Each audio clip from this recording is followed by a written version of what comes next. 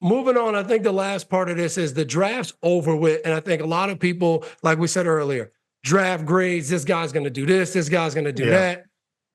The impact of rookies start as soon as they walk in the building. I think it's good to get a behind the scenes look at these rookies walk into chaos. Honestly, my rookie year was probably the hardest year of my career from the standpoint of you didn't know what to expect. All your days were long because you always had extra meetings. You started in the morning, extra meeting for whether it's defense, offense, special teams, you had that. Then you had all your regular meetings. Then you had a player program meeting, whether it be on financial literacy, whether it be on domestic violence, like all the other things that the other guys have gone through, you kind of get blitzed with. So you're always doing something. In New England, the rookies worked out and lifted separate from the rest of the group. So you had to come in and, some of the rookies, once I was not a rookie anymore, they used to come in earlier and lift at like 6:30. For me, we had to stay later and lift at 4:00. So it's just like your days were all just so long, you didn't know. So I think that is something that these young rookies have to learn. It's great. Draft day is great. They're going to do some media. They'll probably get some endorsements, some of these top guys. You'll get to do that. And then there's going to have a standpoint where you walk in that building and it's going to be time to work. There's going to be men that are in their 30s, married, children. They're going to be looking at you like, hey, we brought you in here to have an impact. We need you to get to that point sooner rather than later. And these guys have to be ready to go, be in shape, do all of those things going in because you're going to have a lot coming at you as soon as you step foot. You're not a freshman anymore. I remember Bill Belichick told us that. He said, rookies, you're not a freshman anymore. There's no 4-year scholarship. I don't care where we drafted you. If you don't work and you don't work out for us and we don't think you're improving and getting better, we will fire you. That is what this business is about. This league is you do it or you get fired. So I think these young rookies, they have to learn that and they have to attack it just like they've attacked everything to get them to this point.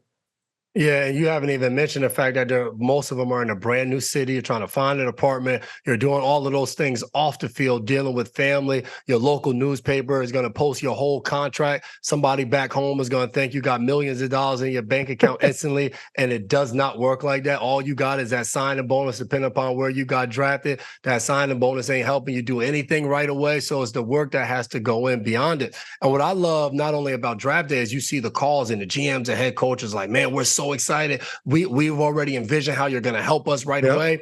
And for me, being drafted 203 in the 2009 draft at the end of the 6th round, a coach telling me how I'm helping the team right now, man, that was just BS. That was just excitement for draft day because now I got to go out and make the team. So something I started with earlier in the show where I said, run your own race. That's important for those guys because each guy, depending upon where you're drafted, rounds 1 through 7, but then there's undrafted guys as well. And everybody, there's a plate right there and there's only a few pieces of chicken left on that plate, and everybody is going after like a crazed dog trying to get their piece of the meal. So just know for those guys, when you show up, you're going against heavy competition. You're trying to show what you can do, and it's going to be a new world for your new playbook. Not only a new playbook, you walk into a building and instantly you don't know anybody. You don't remember what coach said good morning to you. You don't know what position he is. When you walk in the training room, you don't know which trainer knows how to tape a good ankle and which trainer's just starting out and they're terrible. You don't know what to eat in the cafeteria. You don't know. You don't even know where you're going. You get lost. You don't know exactly. So there's so many different nuances that you have to start to figure out. But I look at it as a rookie, just embrace it all, man. How fantastic is it that you're now in the NFL and you're living out a dream? Just take it all in. There's going to be some vets that are going to bust your chops. Let it go and enjoy the process of it. But for those guys, man, they've been brought into whatever facility it is for a reason because they have some form of talent. Go out there and showcase it. Give me, what's the top J-Mac rookie story? I know one that you told me, but I'll tee up. Jason McCourty, final cut day your rookie year. Take us back to that. 2009, I was with the Tennessee Titans. Jeff Fisher was our head coach at the time. I get there. We drafted Kenny Britt in the 1st round, my college teammate. When he got there, they asked him about me, our DB coach, Marcus Robertson. And he said, man, he used to give me fits in practice. And Kenny helped me get drafted. I never spoke to the Titans throughout the entire process. No visit, no phone conversations, nothing. So I get there. I go throughout training camp. And I'm doing well in training camp. And I listen to the words of Mike Tomlin throughout our rookie symposium where he's like, rookies, when you get to your buildings, shut up. Don't say a word. Nobody wants to hear anything you have to say. And on your best day, it wasn't that good. On your worst day, it wasn't that bad. That motto carried me through training camp. End up playing good in the preseason games, doing well on special teams. So it came to that last day of cuts. And you know how it was. Like, it would be 90 guys and it would go to like 80 and then 75. And then you'd finally get to that final cut. And for me, drafted at the end of the 6th round, when you get there, you start to do the numbers. You like, all right, like we got Cortland Finnegan starting at that corner. Nick Harper's going to be there, but Vinny Fuller plays safety, but he's the nickel corner. So that knocks another notch down. So I'm like 1, 2, 3, 4, 5, 6. So if I look at it, he was drafted. I'm about 8th when you look at all the cornerbacks, 8th on the depth chart. So they're going to have to cut him. So you starting to do the numbers. So it's the final day of cuts. And we used to have my guy, Steve Waterson, our strength coach, he'd walk around and you have guys in their locker, they're playing mad and going, I'm talking trash about, and you get that tap on your shoulder. Hey, Coach Fisher needs to see you bring your playbook, and then everybody just looks. So we had this players' lounge, which wasn't really a players' lounge. It was just like a few couches in a dark room. I'm hanging out with Kenny Britt. We got all the lights out. Kenny, he's just trying to be a good friend. He says he's high now. He's a first-round draft pick. Hell, he ain't going nowhere. They done staked the franchise on him. He's fine.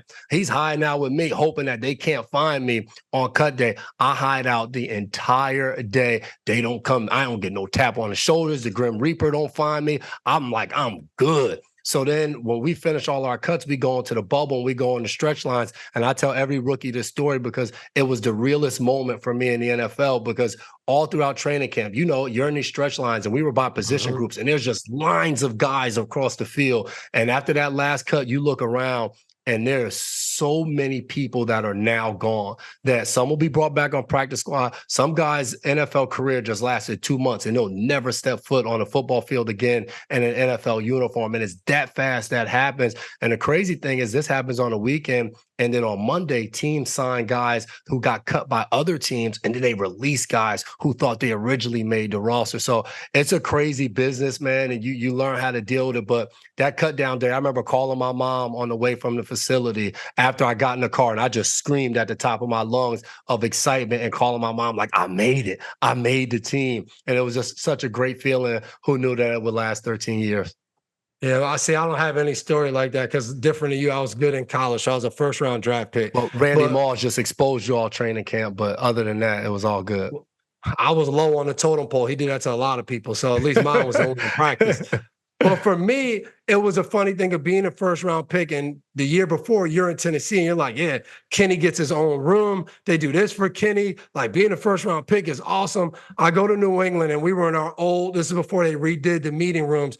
We were in our meeting room, and Bill calls me up in front of the whole meeting, and he was like, hey, Devin's our first-round draft pick. And I was like, oh, shoot, that's pretty cool. And he was like, hey, what we do here in New England, when you're the first-round draft pick, you get the honor of every day, you see that little key over there? You turn that key. If this door is closed, our meeting room got split. They had a wall, retractable wall that would go down and would cut the meeting in half so we go offense and defense.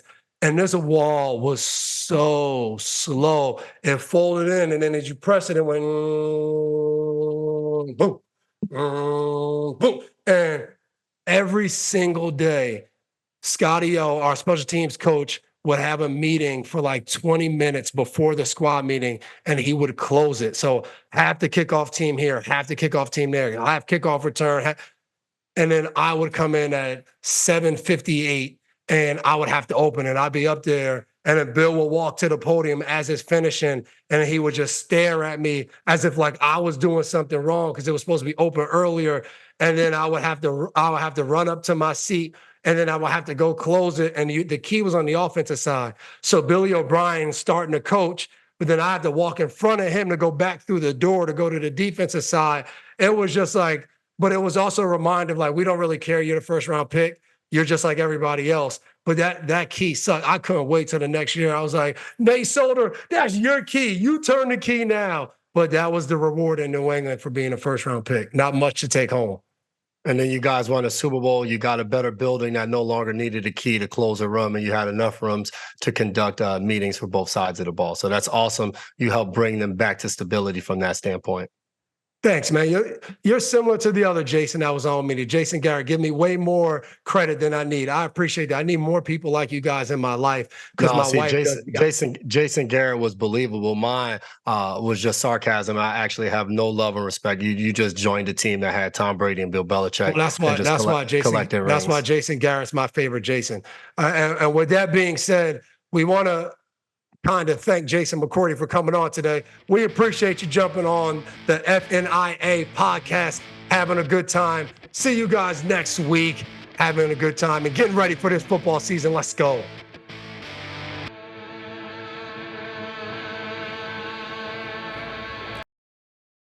Hi, I'm Mike Tirico, and thanks for watching.